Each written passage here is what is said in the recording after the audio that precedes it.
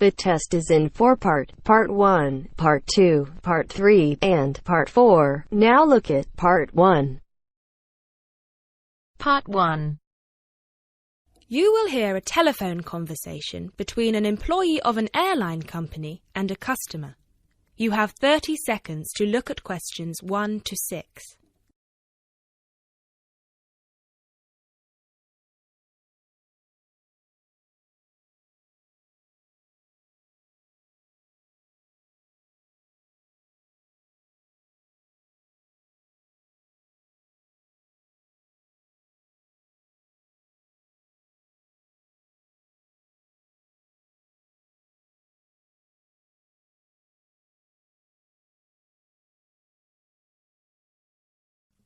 GB Airlines, this is Kyle speaking. How can I help? Hi, my name is Matt Walsh.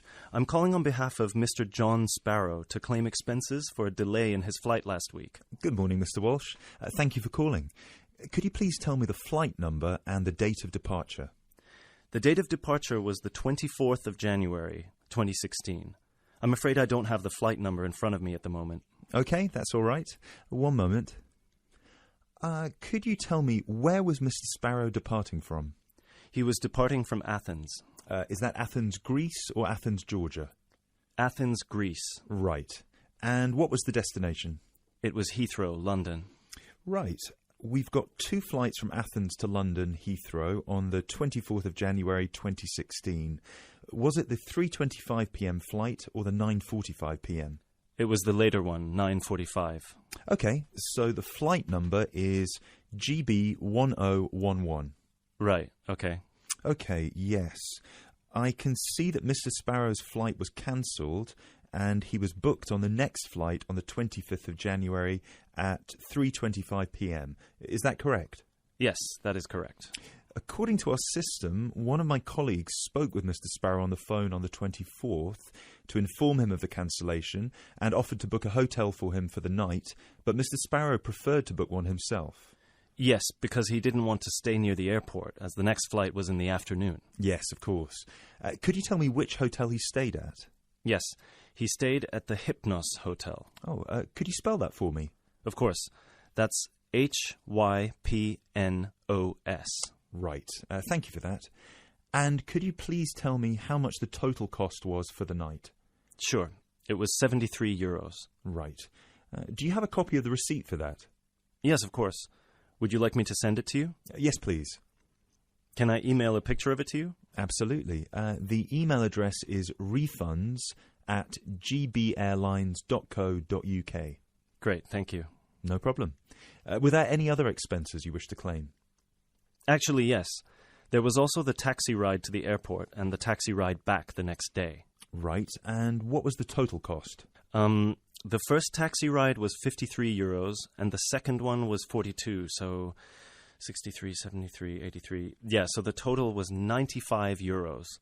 I'll send you the receipt for those as well. Thank you. Are there any other expenses? No, I think that's it.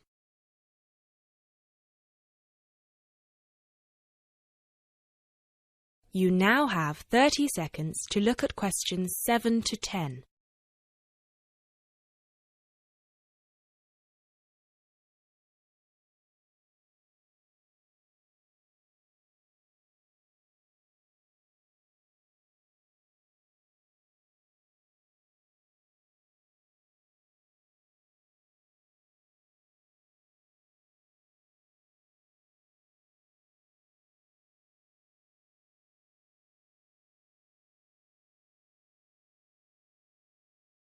Excellent.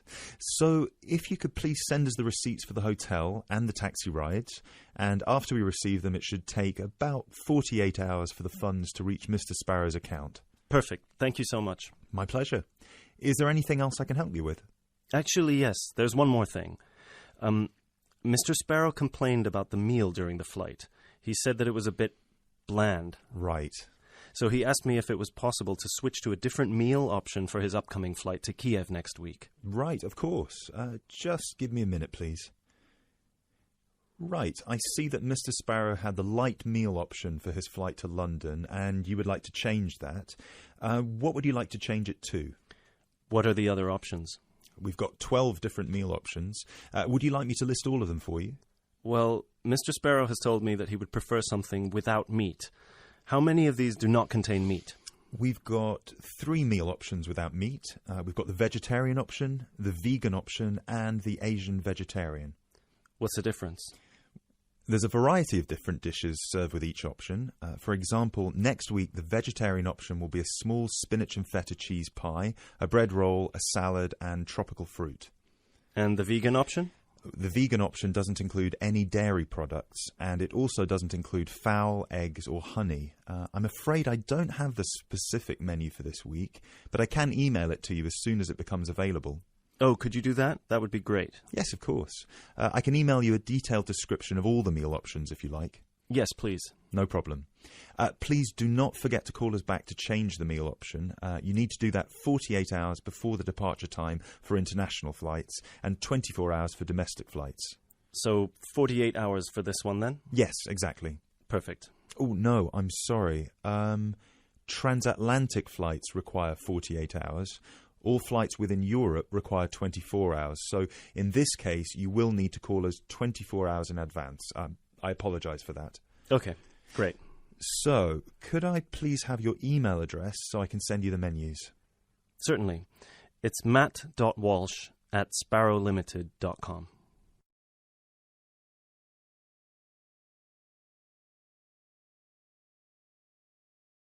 That is the end of part 1.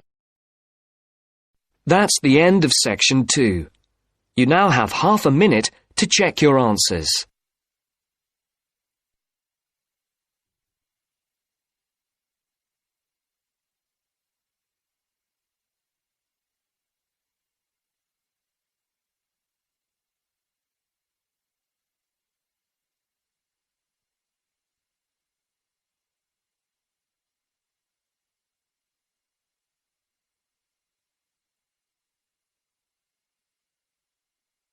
Now turns to part 2. Part 2.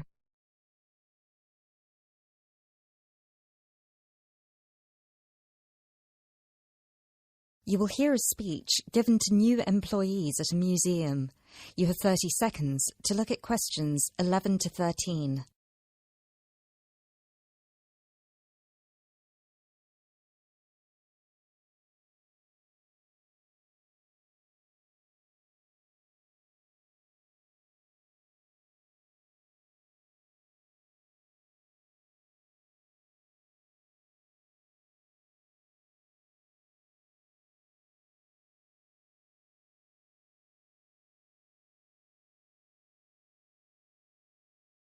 Allow me to introduce myself.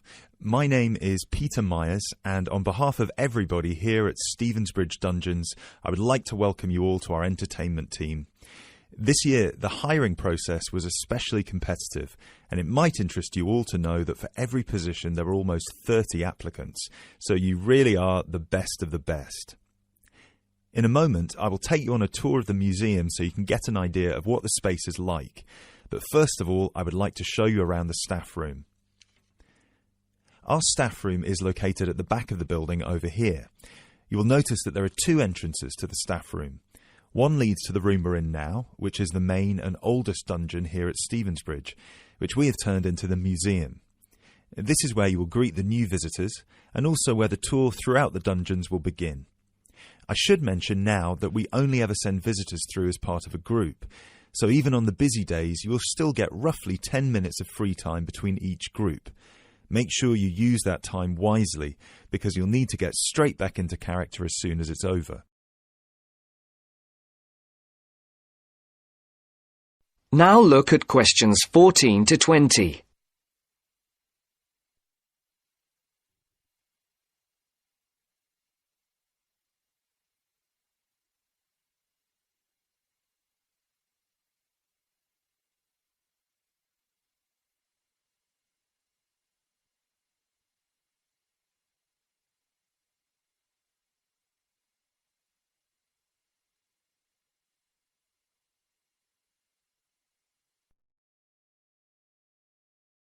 Right, follow me and I'll show you the layout of the museum.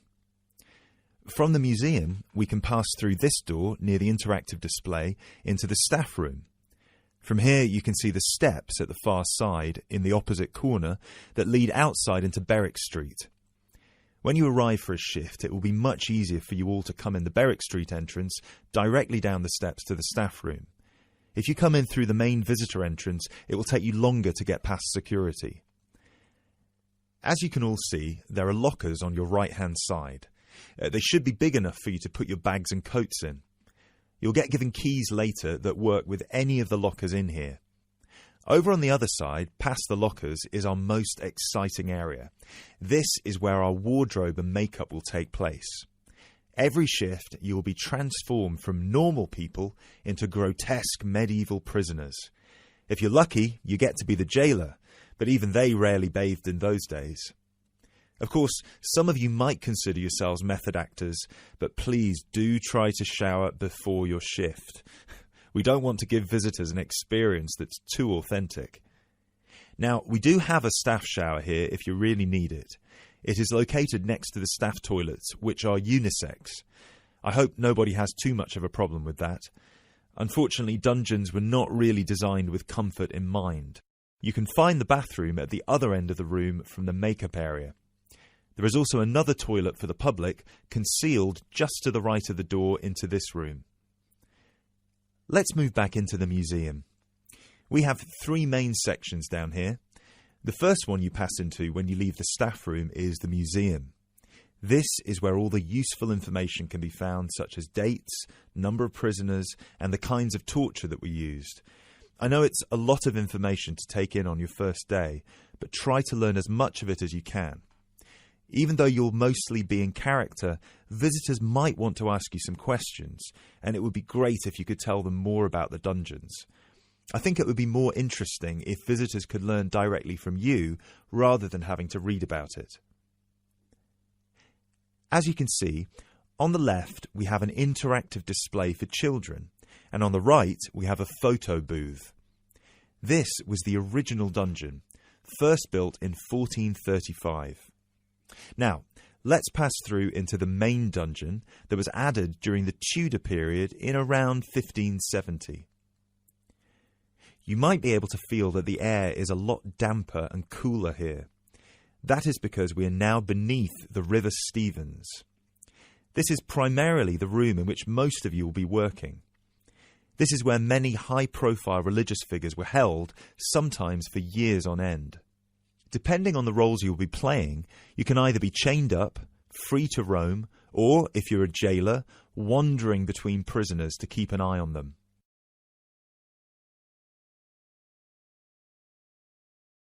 Now we will pass into our third and final section, the prison cells.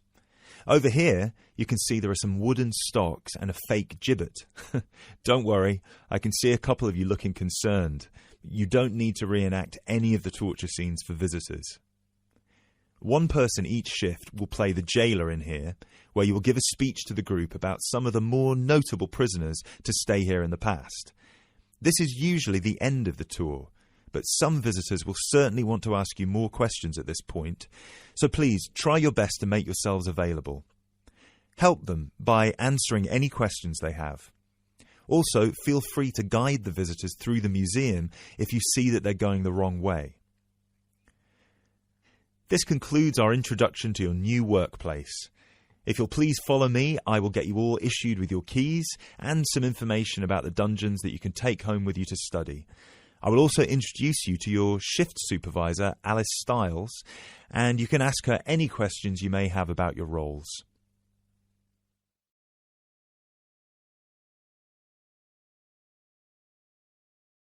That is the end of part 2. You now have half a minute to check your answers.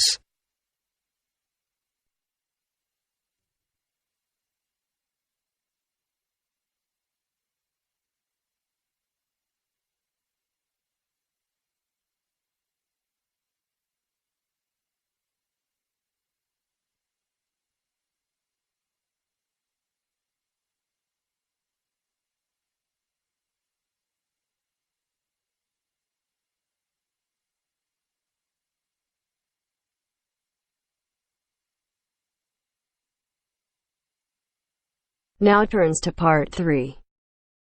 Part 3.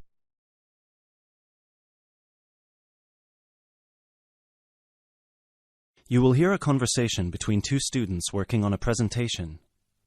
You have 30 seconds to look at questions 21 to 24.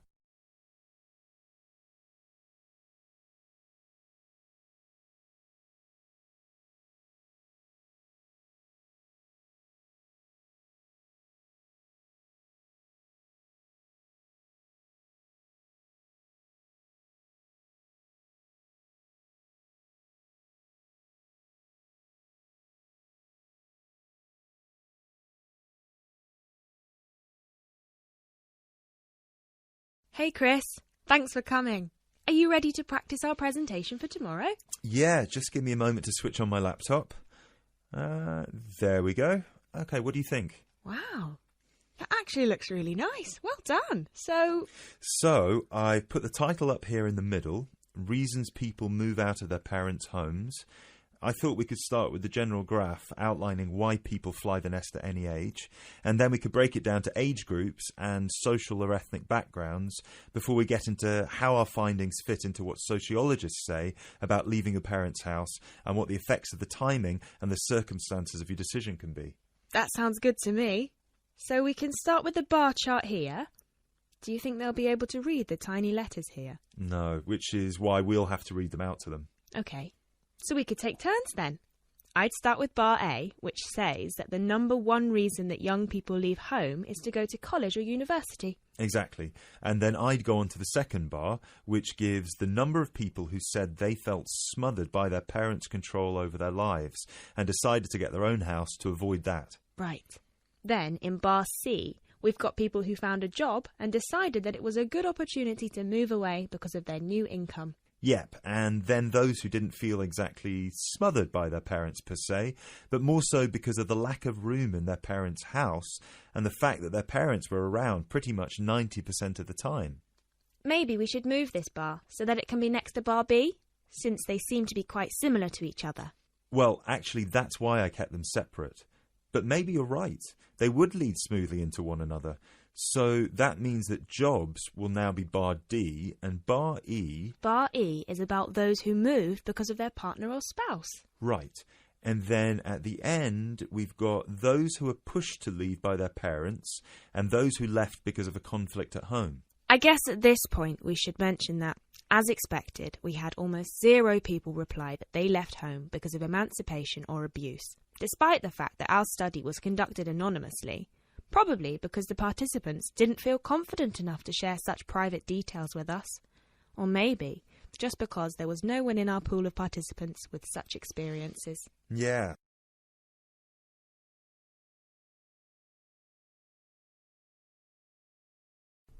Before you hear the rest of the talk, you have some time to look at questions 25 to 30.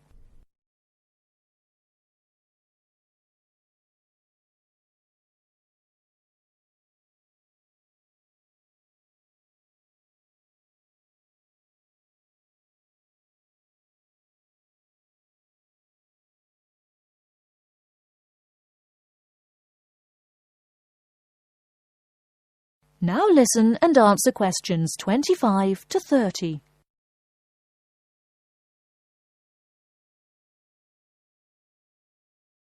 So then we can break it down to age groups and show these 4 different graphs for our 4 age groups. Under 18s, 18 to 20, 21 to 24 and 25 and above. Shall we take the graphs by age, or should we start with the second group? What do you think? Because we haven't got that much data on under 18s, and starting with 25 and above would also feel a bit strange to me, seeing as it was our second smallest group, and most participants were between 18 and 24 when they moved out of their parents' home. Yeah, you're right. Perhaps we should start with our 2 biggest groups and then move on to the other 2. So, you can present 18 to 20, and I can present 21 to 24, and then we can maybe present the other 2 groups together.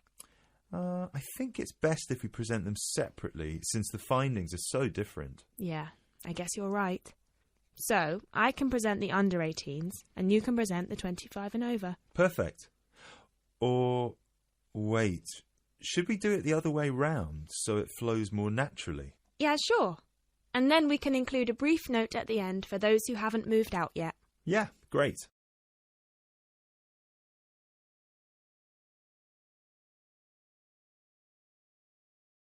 Excellent. So, then we can move on to the final chart before we get to the bibliography and explain what they said they found difficult when they moved out. Yeah, so we can say the biggest issue for everyone was finding a place to live, especially for those who didn't have a guarantor or didn't live in a student hall of residence. Yes, and that 30% of the participants also experienced some financial problems in the beginning, with bills and rent and food and everything. Right. Then an even larger number reported that they didn't expect to miss their family that much, but ended up visiting their parents' home often just to see them and spend some time with them. Although, we should probably cut that number down a notch to exclude those who went back home just so their parents could cook and do their laundry for them. Yeah, sure. Anyway, then we should finish off with the final issue, which was flatmates. Oh yeah, so we should say that a whopping 67% complained about the people they had to live with, and that they were often dirty and inconsiderate. Right. Great. So then we can move on to how our findings fit into...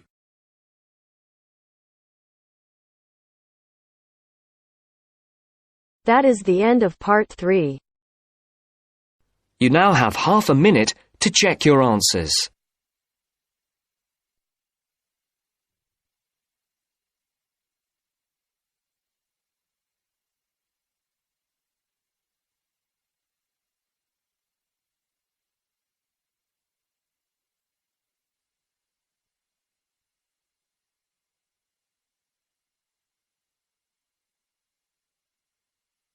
Now turns to part 4.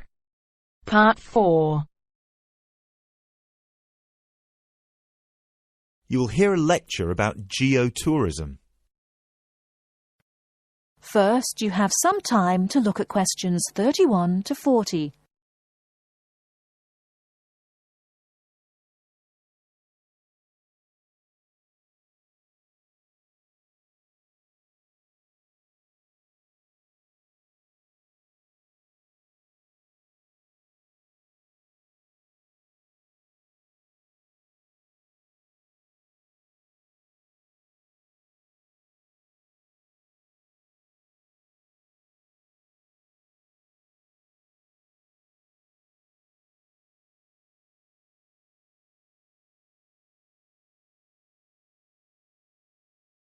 Now listen carefully and answer questions 31 to 40. Now, I'd like to move on to talk about something called geotourism. Geotourism is very basically leveraging the benefits of tourism for local communities. I would just like to give you a couple of statistics which are very illustrative of the current situation with regard to young travellers and international tourism. Firstly, tourism has an impact on more people worldwide than any other industry. Indeed, it has an impact on 1 in every 2 people, either directly or indirectly. The second statistic is that in global tourism, there is a 97% economic leakage. This means that if you spend £100 on going on holiday, normally only £3 of that money will actually reach the people who are giving you the services and the accommodation, for example, in the destination. If you put these two figures together, you can understand why some of the regions of the world which have very high levels of tourism still have very high levels of poverty and huge developmental challenges. These countries have this massive industry demanding a huge number of services, but they are not seeing a fair reward for these services. Geotourism is about changing this.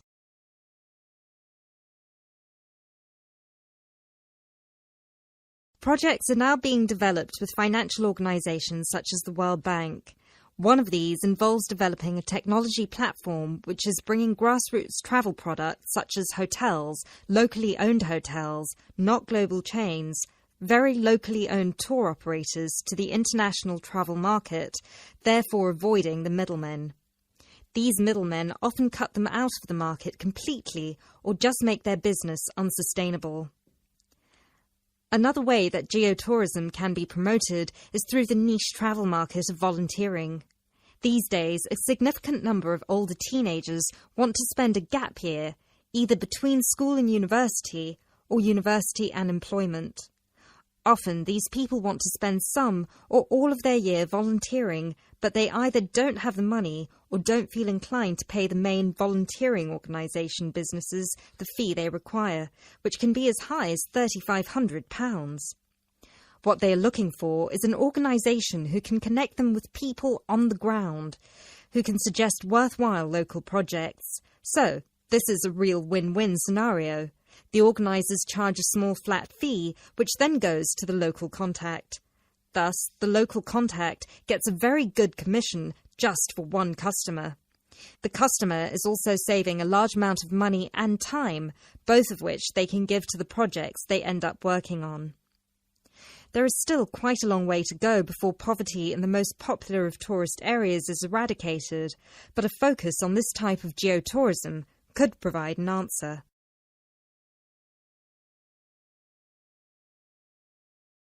That is the end of part 4. You now have half a minute to check your answers.